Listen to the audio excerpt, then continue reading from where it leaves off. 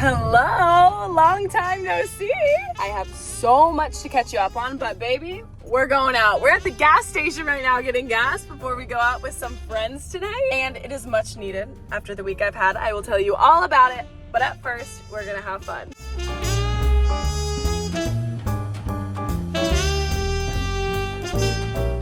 Good morning. Let's play a game. Put a finger down if your car got towed last night.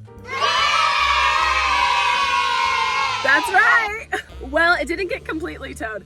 I caught the guy before he drove off and I paid a drop fee, but my other friends that went out with me, their cars got towed. And as the night started to wind down, it was just a series of unfortunate events. And I was like, should I have come out tonight? Like, was this the right move? Granted, we had fun, we danced, and we celebrated all of the ties between me and my ex being severed, the house being dealt with and done. So it was much needed. I think it's really important to celebrate these little moments because they matter just as much as the big ones. But the ending was a little bit chaotic. I guess it happens to the best of us, but oh well, you live and you learn, right? And I need to update y'all on what's been going on this week. So I went to the house this week, stirred up a lot of emotions. I processed it. One day was a lot of mental processing, and the following day was a lot of like physical processing in the sense of like I was just crying and I felt like I was crying for no reason.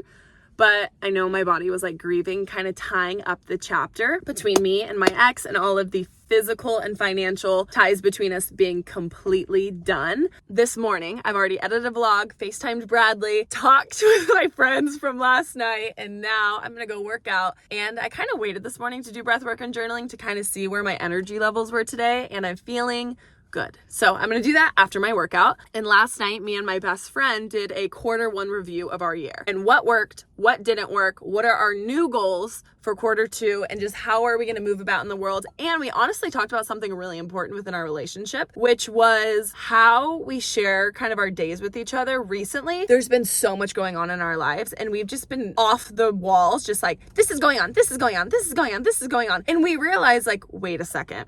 We need to slow down and we need to process this before we start talking to each other about it. A lot of the things we have been talking to each other about are unprocessed. And I just noticed like that's not the type of relationship we normally have. And so we kind of sat down and talked about that. And we literally came up with a formula for how we're going to go about communicating to each other so that our friendship can not only get deeper, but we can truly use our conversations to lift each other up, to support one another, to call each other out where they're slacking, and just constantly grow together. And I think that's really, really beautiful. And that's something that's super important to me. And having a friend who's also in alignment with that, exquisite. Let's go do some breath work, journaling, workout, and get our day going.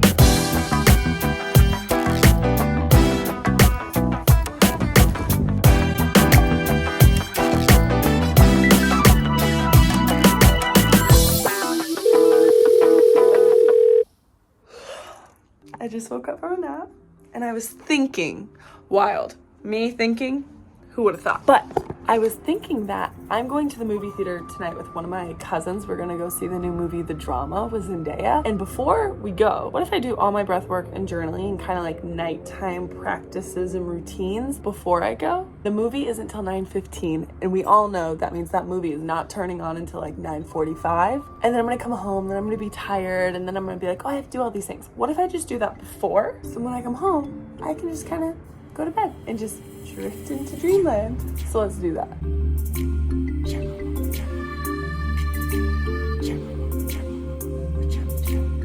Okay, time ready for the movies.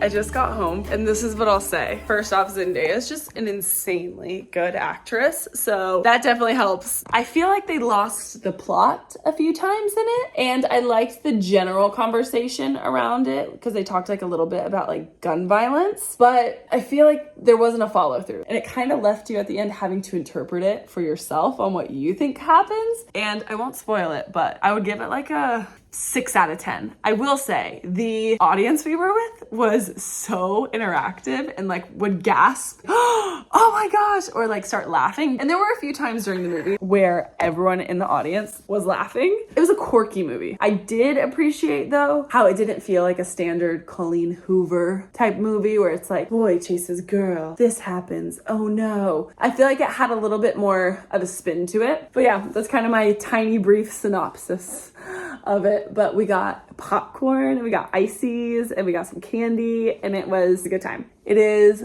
1:11, so I'm gonna get ready for bed. And tomorrow, let's talk a little bit more in depth on my Q1 review and what I kind of am implementing for Q2. Okay, I'm gonna go to bed. I'll see y'all in the morning. Hello, I have been getting all of the Sunday to-dos done. I've already done the dishes and I'm currently swapping out laundry, and I wanted to share with y'all my Q1 recap. And I used to be a person who was like, oh, I'll have like one big goal for the year and like that's it. And now I've really narrowed it down to make it not only digestible, but keeps me on track throughout the year if I start to go down a side stream. So let's get into it. What I do every single year is 11 days before the new year, I write out 12 pieces of paper with 12 intentions that I want to come true for that year. And every single night I burn a piece of paper and then you're left with one by the end of it. And the one you're left with is the one that you really need to focus on and integrate yourself into your reality. And the one I was left with this year was show the way. And if that didn't wrap into me sharing YouTube, me getting back into the breathwork scene, me being super open and honest about my life and how I live it, I don't know what is. So when it came to my Q1 wrapped, one of my main goals was to start posting consistently on YouTube. And I didn't necessarily have a format. I just know I wanted to vlog and that was kind of it. And that's exactly where I started. As I started doing it, it's brought so much joy and creativity into my life. And I was like, I love doing this. Now I need to create some type of structure around it so I can make this manageable, because after like the first 2 or 3 weeks, it kind of felt chaotic and overwhelming. So I really had to pick and choose when I was going to edit, how I was going to do it, the time I'm going to spend doing it, and what I was going to record, because there is a lot of tea in my life at all times. And I really want to shift the focus off of the drama and more into what are the lessons, how are you integrating them, and where's the nuance, how is it showing up, how can this apply to another person in their life. I also really want to be more intentional on breathwork videos. So every single Friday, I will have a new breathwork video coming out, which I'm very excited about. We're starting with the 4 survival responses, and then we're gonna go into themes. So think when you're super overwhelmed, do this breathwork practice. When you want to experience more joy, when you need to invite safety back into your body, do this breathwork practice, or celebrate something,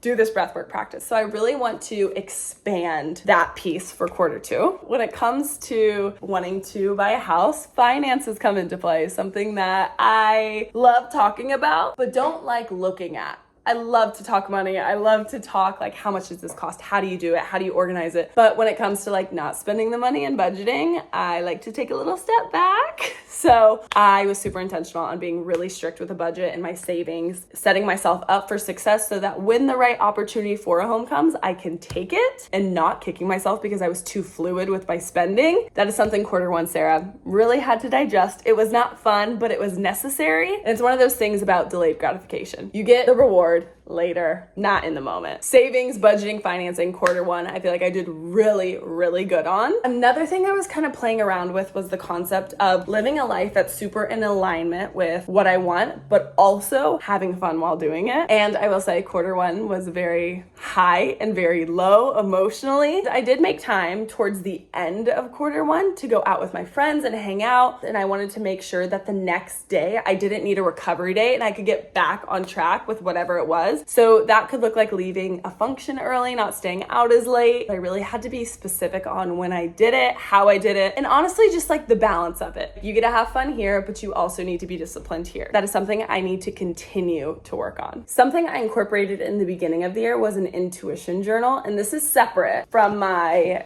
daily ones that I use. And it's just a little notepad that I keep in my side table, and anytime I get a little intuitive hit, I write it down in there. I keep it as proof that my intuition is in check, because 99.9999999% of the time my intuition is on. I notice when I don't follow it, I always regret it. And that kind of leads back into the last thing I talked about when it comes to balancing alignment and fun and making sure I'm staying on track with my goals, with what matters to me, and staying in alignment with my truth. On a little more intimate note, me and my best friend noticed in our relationship this last quarter, we were complaining a lot to each other about things that in the moment felt really big, but zooming out were very small and honestly a waste of breath. So her and I came up with a 4-step plan for us to be able to make sure we are processing the daily things that are going on so we don't have to constantly do an entire revamp of our lives on the weekends. We're really focusing together on energetic hygiene individually and holding each other accountable for it. So I'm really excited about that because it is so important to have a friend that is